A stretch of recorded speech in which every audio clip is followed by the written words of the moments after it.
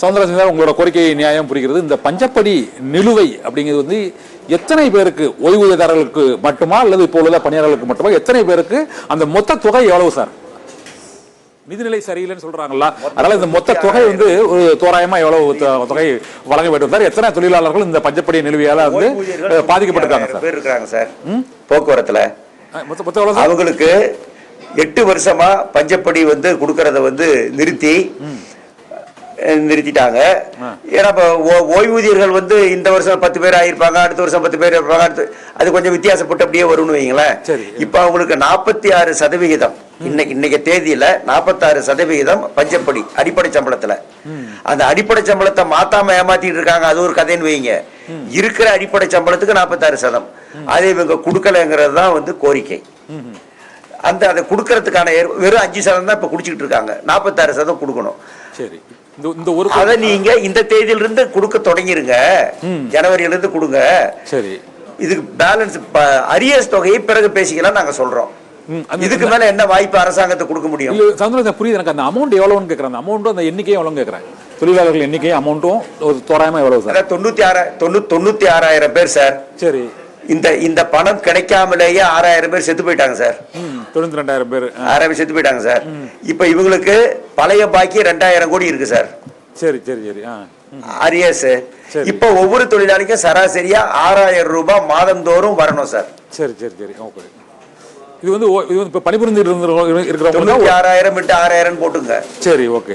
இப்ப இது பணிபுரிந்தவர்களுக்கு மட்டுமா இந்த ஓய்வூதியதாரர்கள் எவ்வளவு இவங்க அவ்வளவு வருமே ஓய்வூதியதாரர்களா சார்? இவங்க அவ்வளவு வருமே 96,000 பேர். அவ்வளவு பேரும் ஓய்வூதியதாரர்களா அல்லது பணியாளர்களும் சேர்த்ததாருன்னு கேட்கறாங்க. பணிபுரிந்து ஓய்வு பெற்றவர்கள் ஓய்வூதியதாரர்கள். Right right. ஆமா, பணியில் இருக்கக்கூடியவர்கள்ல நடைமுறையில ஒரு 4 மாத பாக்கி இருக்கு அரியர்ஸ். அது வந்து அதுவும் கிட்டத்தட்ட 1 லட்சம் பேருக்கு. சரி சரி. இப்ப நீங்க முதல் கோரிக்கை வைக்கிறது இந்த பஞ்சப்படிங்கிறது இந்த ஓய்வூதியதாரர்களுக்கான அந்த நிலுவைத் தொகையை தான் வழங்க சொல்லி ஒரு கோரிக்கை நிறைவேற்றுங்க, நாங்க வாபஸ் பண்றேன்னு சொல்றீங்க. இந்த ஒரு கோரிக்கை. மற்ற 5 கோரிக்கைகள் என்ன சார்? மற்ற 5 கோரிக்கைகளும் என்னன்னு சொல்லுங்க சார். 6 அம்ச கோரிக்கை பொங்கலுக்கு பிறகு பேசிக்கலாம்னு சொல்றோம். ஓ சரி சரி சரி. இல்ல அந்த 6 அம்ச கோரிக்கைகள் இப்ப இந்த பணிபுரிந்து கொண்டு இருக்கக்கூடிய தொழிலாளர்களுக்கு மிக முக்கியமான கோரிக்கை என்ன சார் சொல்றீங்க? அது இப்ப தொழிலாளர்களுக்கு அவங்களுக்கு 15வது ஊதிய ஒப்பந்தத்தை பேசி முடிவுக்கு வரணும். 15வது ஊதிய ஒப்பந்தம். சரி.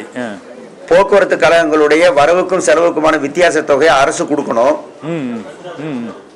அப்பதான் போக்குவரத்து கழகம் இயங்க முடியும், சிறப்பாக செயல்பட முடியும், தொழிலாளிக்கு உரிய சம்பளத்தை கொடுக்க முடியும், பென்ஷனை கொடுக்க முடியும். காலி பணியிடங்களை நிரப்பணும்.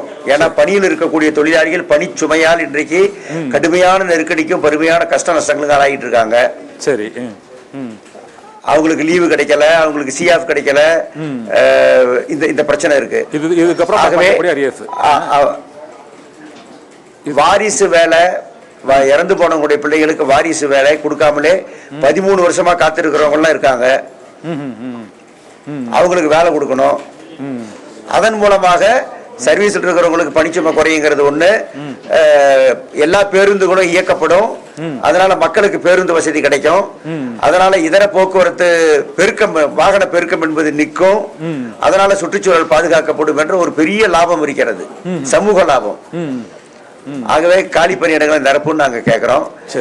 1/4/2003 பிறகு பணியில் சேர்ந்தவர்களுக்கு பழைய ஓய்வூதிய திட்டத்தை அமுல்படுத்துவோம் என்று நம்முடைய முதல்வர் அவர்கள் எதிர்கட்சியில் இருக்கும் போது பேசியது மட்டுமல்ல, எல்லா பரப்புரைகளிலும் சொன்னார்.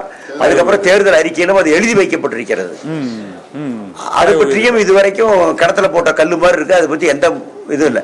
அதனால இதெல்லாம் தான் நிறைவேற்றணும். சர்வீஸ் இருக்கிற தொழிலாளிகள் கோரிக்கையில் இவ்வளவுதான்.